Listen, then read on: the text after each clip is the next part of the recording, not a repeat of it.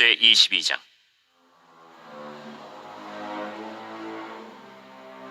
그 일 후에 하나님이 아브라함을 시험하시려고 그를 부르시되, 아브라함아, 내가 여기 있나이다. 네 아들 네 사랑하는 독자 이삭을 데리고 모리아 땅으로 가서 내가 네게 일러준 한 산, 거기서 그를 번제로 드리라. 아브라함이 아침에 일찍이 일어나 나귀의 안장을 지우고 두 종과 그의 아들 이삭을 데리고 번제에 쓸 나무를 쪼개어 가지고 떠나 하나님이 자기에게 일러주신 곳으로 가더니 제3일에 아브라함이 눈을 들어 그곳을 멀리 바라본지라. 이에 아브라함이 종들에게 이르되, 너희는 나귀와 함께 여기서 기다리라. 내가 아이와 함께 저기 가서 예배하고 우리가 너희에게로 돌아오리라. 아브라함이 이에 번제나무를 가져다가 그의 아들 이삭에게 지우고 자기는 불과 칼을 손에 들고 두 사람이 동행하더니 이삭이 그 아버지 아브라함에게 말하여 이르되, 내 아버지여, 내 아들아, 내가 여기 있노라. 불과 나무는 있거니와 번제할 어린 양은 어디 있나이까? 내 아들아, 번제할 어린 양은 하나님이 자기를 위하여 친히 준비하시리라. 두 사람이 함께 나아가서 하나님이 그에게 일러주신 곳에 이른지라.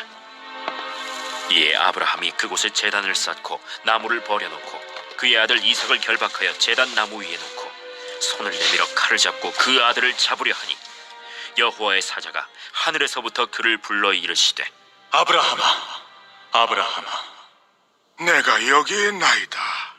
그 아이에게 내 손을 대지 말라. 그에게 아무 일도 하지 말라. 내가 내 아들, 내 독자까지도 내게 아끼지 아니하였으니 내가 이제야 내가 하나님을 경외하는 줄을 아노라. 아브라함이 눈을 들어 살펴본즉 한 순양이 뒤에 있는데 뿔이 수풀에 걸려 있는지라. 아브라함이 가서 그 순양을 가져다가 아들을 대신하여 번제로 드렸더라. 아브라함이 그 땅 이름을 여호와 이레라 하였으므로 오늘날까지 사람들이 이르기를 여호와의 산에서 준비되리라 하더라.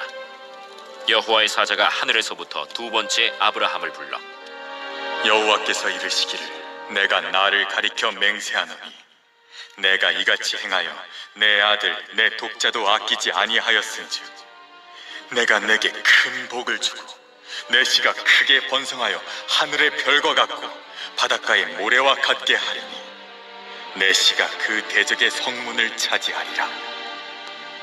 또 내 씨로 말미암아 천하 만민이 복을 받으리니 이는 내가 나의 말을 준행하였음이니라 하셨다. 이에 아브라함이 그의 종들에게로 돌아가서 함께 떠나 브엘세바에 이르러 거기 거주하였더라.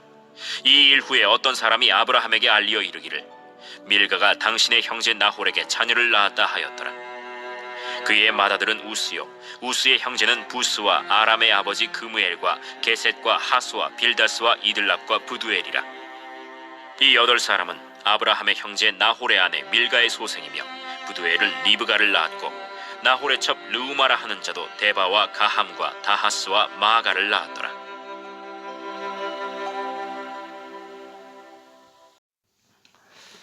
하나님은 아브라함을 시험하시려고 이삭을 번제로 드리라고 명하셨습니다. 아브라함은 3절에 보면 아침에 일찍이 일어나 즉시 길을 났습니다. 아브라함이 하나님께 얼마나 철저히 순종하는지를 보여주고 있는 장면이죠. 아브라함은 브엘세바에서 모리아산까지 3일 길을 걸어갑니다. 그 3일 길을 걷는 시간 동안 온갖 생각이 들고 또 온갖 생각을 하였을 것입니다. 3일이라는 시간은 이 아브라함이 이삭을 드리기로 한 이 결정이 결코 충동적인 순종이 될 수 없었다는 것을 보여주는 것입니다. 가면서 아들 이삭이 번제할 양이 어디 있느냐, 이런 가슴 아픈 질문을 해도 이에 아브라함은 동요하지 않았습니다. 이해할 수 없는 하나님에 대한 그 신뢰를 아브라함의 답변에서 볼 수 있습니다. 8절, 내 아들아, 번제할 어린 양은 하나님이 자기를 위하여 친히 준비하시리라. 하나님이 아브라함을 위하여, 하나님이 너 이삭을 위하여 친히 준비하실 것이 아니라 하나님이 자기를 위하여 친히 준비하시리라 라고 말하죠. 결국 모리아산까지 도착한 아브라함과 이삭은 제단을 쌓고 나무를 놓고 이삭을 묶고 이삭을 나무 위에 놓고 손을 내밀어 칼을 잡아 아들을 딱 죽이려고 할 때에 이삭 대신 하나님의 수장이 제물로 준비해 놓으셨다는 것을 발견하게 됩니다. 성도 여러분, 이렇게 해야지, 이렇게 생각만 하는 사람은 그러면 하나님이 그렇게 해주시겠지 라는 추측으로만 하나님을 알 수밖에 없습니다. 다시 한번 말씀드리죠. 이렇게 해야지 생각만 하는 사람은 하나님이 그렇게 해주시겠지 추측으로만 하나님을 알 수밖에 없습니다. 그렇게 해야지 생각만 하는 것이 아니라 실제 순종할 때에 준비하시는 하나님, 여호와 이레의 하나님의 은혜를 받는 것입니다. 하나님은 아브라함의 순종을 보시고 17절과 18절에 보시면 뭐라고 해야 될까요?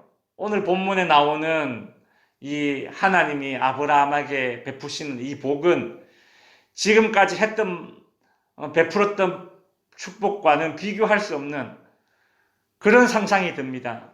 하나님이 아브라함에게 복을 막 폭포수처럼 팍 쏟아져 붓는 그런 상상이 될 정도로 이 본문을 읽으면 그런 느낌이 들어요. 하나님이 정말 이 아브라함의 순종을 보시고 복을 그렇게 지금까지도 복 주셨지만 그것과 비교할 수 없이 그냥 폭포수처럼 쏟아붓는구나. 지금까지 하나님은 아브라함에게 여러 차례 후손에 대한 약속과 복을 말씀해 주셨는데 이번 22장에 나오는 약속과 그 복은 가장 높은 그런 수준으로 하나님이 아브라함에게 자신의 이름을 걸고 맹세를 하십니다. 이 모든 것이 다 어디에서 시작되었습니까? 아브라함의 순종에서부터 시작된 것입니다. 순종이 가장 큰 기적을 체험하도록 하고 순종이 가장 큰 축복을 받도록 만들어주고 순종이 가장 높은 수준의 하나님을 경험할 수 있도록 해주는 것이 바로 순종이었다라는 것이죠. 순종이 없는 사람은 영적인 척, 고상한 척 해도 다 소용없습니다. 순종을 통해서 만날 수 있는 하나님이 가장 높은 수준의 하나님임을 우리는 오늘 본문을 통해서 아브라함의 경우를 통해서 알게 되는 것이죠. 22장 후반부에는 뜬금없이 아브라함의 형제 나홀의 족보가 나오고 있습니다. 그러나 여기에 다 이유가 있습니다. 23절에 등장하는 한 여인의 이름 때문입니다. 23절에 보시면 이 8사람은 아브라함의 형제 나홀의 아내 밀가의 소생이며 브두엘은 누구를 낳았어요? 리브가를 낳았습니다. 리브가가 누굽니까? 이삭의 아내가 될 사람입니다. 그러니까 리브가는 이삭과 함께 아브라함에게 하셨던 하나님의 약속을 이어갈 그런 인물이 될 사람이죠. 성도 여러분, 하나님은 그런 분이세요. 아브라함에게 이삭을 모리아 산에 가서 바치라 이렇게 말씀해 놓고서는 그때 이미 벌써 진작에 이삭의 아내가 될 여인을 준비하고 계셨다라는 것입니다. 참 이런 하나님이시죠. 단순히 모리아 산에 그 양만 준비해 놓으신 것이 아니라 이삭의 아내가 될 여인까지도 미리 다 준비해 놓으셨다라는 거예요. 이때 이미 이삭을 바치라고 해놓고서는 뒤로는 이삭의 아내 될 여인을 준비해 놓으셨어요. 그러니 참 준비하시는 하나님 여호와 이레의 하나님 아니십니까? 말씀을 정리하겠습니다.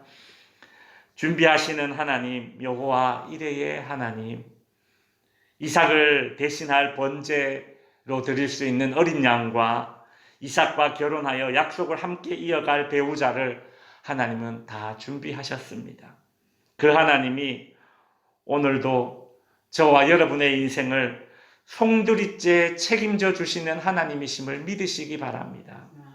준비해 주시는 하나님이 바로 우리의 하나님임을 믿으시고 오늘도 기도의 자리에서 힘없기를 원합니다. 기도하겠습니다.